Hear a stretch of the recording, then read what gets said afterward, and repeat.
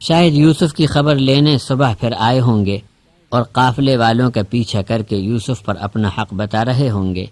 اس اختلاف میں آخر یہ طے ہوا کہ 18 درہم یعنی آج کے حساب سے 4 روپے 50 پیسے میں بیچ ڈالا۔ اب قافلے والوں کو یوسف پر حق کی ملکیت حاصل ہو گیا اور بھائی لوگ 4.5 روپے لے کر چلتے بنے اور 9 بھائیوں نے 2 پاولیاں تقسیم کر لیں۔ ایک بھائی نے کچھ نہ لیا، ان کو قیمت لینے کی زیادہ فکر بھی نہیں تھی، صرف کسی طرح یوسف کو اپنے باپ سے جدا کر دینا مقصود تھا۔ جس بھائی نے کچھ بھی نہیں لیا شاید مشورے کے وقت قتل کرنے سے منع کرنے والا ہوگا، جس نے کہا تھا کہ یوسف کو قتل نہ کرو بلکہ کسی کنویں میں ڈال دو۔ معلوم ہوا کہ قافلے والوں نے مصر کے بازار میں یوسف کو بیچا۔ اس زمانے میں آدمی کو خرید کر یا پکڑ کر یا جنگ میں ہاتھ آنے پر اسے غلام بنا لیتے اور پھر غلاموں کی بکری اور نیلامی کے بازار لگتے۔ یوسف کو مصر کے بازار میں حکومت مصر کے اعلیٰ افسر نے خرید لیا جو بادشاہ کا مختار تھا اور اس کو اولاد نہیں تھی۔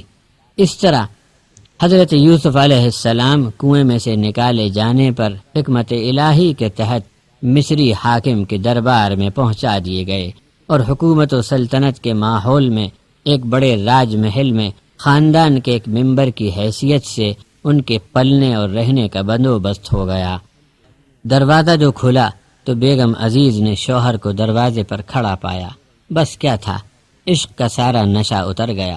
بات بڑی خطرناک اور گمبھیر ہو گئی تھی اور بیگم عزیز نے خود کو اپنے شوہر کے سامنے سرخرو اور بے خطا ثابت کرنے کے لیے بوکھلاہٹ میں کہا کہ تمہاری بیوی کے ساتھ جو برائی کا ارادہ کرے اسے جیل بھیجنا چاہیے یا کوئی اور سخت سزا دینی چاہیے۔ جمع کی ضمیر سے مرد کے غصے کی شدت کا اظہار ہوتا ہے، گویا اس کی بیوی کی کجروی نے صرف اس کو ہی نہیں بلکہ پوری جنس عورت کو اس کی نگاہوں میں فریب کار اور مکار بنا دیا تھا۔ عزیز مصر کی یہ بات کہ تم عورتوں کا فریب بڑا زبردست ہوتا ہے، یہ عزیز مصر کا قول ہے۔ قرآن کا اپنا بیان یا اصول نہیں بلکہ قرآن نے تو شاہ مصر کے نائب کا قول جو قصے کا اہم جز ہے نقل کیا ہے۔ بڑے گھرانے کی بیوی کا معاملہ تھا۔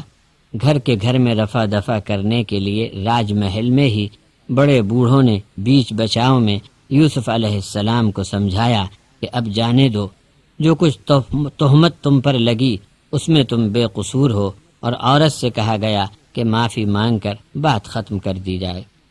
ایسی باتیں چھپتی نہیں۔ بیگم عزیز کی بدنامی کے چرچے خوب پھیلے کہ یہ تو اپنے غلام پر عاشق ہے۔ یہ سن کر اس نے مصر کی بڑی بڑی بیگمات کے لیے دعوت کا انتظام کیا۔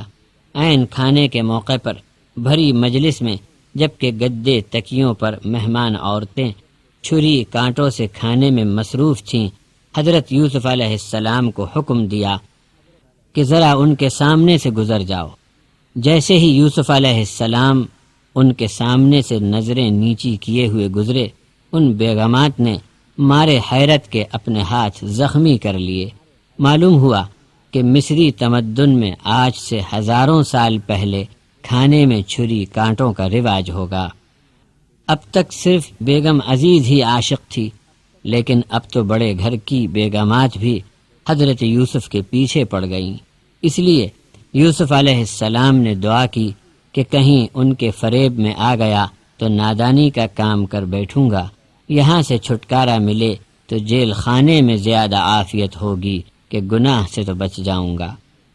معلوم ہوتا ہے کہ بیگم عزیز اور مصر کے پائے تخت کے بڑے گھرانے کی عورتیں حضرت یوسف پر عاشق ہو کر شاید دیوانگی کی حرکتیں کرنے لگی ہوں، جیسے آہیں بھرنا اور عشقیہ گیت گانا وغیرہ۔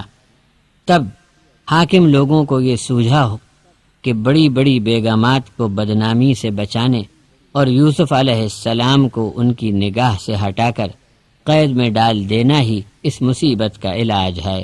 کسی کہنے والے نے خوب کہا ہے کہ نرالی ہے عدالت، مدعی خود جس کے قاضی ہیں، یہاں جو بے خطا نکلے اسے چھوڑا نہیں کرتے۔